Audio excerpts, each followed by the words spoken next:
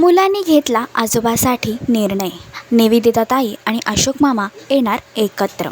अशोक मामा या मालिकेच्या अपकमिंग ट्रॅकमध्ये एक नवा ट्विस्ट लवकरच प्रेक्षकांना पाहायला मिळणार आहे. आणि मुख्य म्हणजे अशोक मामा आणि निवेदिता ताई या दोघांना एकत्र आणण्याचा 2 मुलांचा प्रयत्न आहे. तर आता अनिश आणि भैरवी या दोघांमधले संबंध देखील चांगले झाले आहेत आणि लवकरच मालिकेचा शेवट देखील गोड होणार आहे.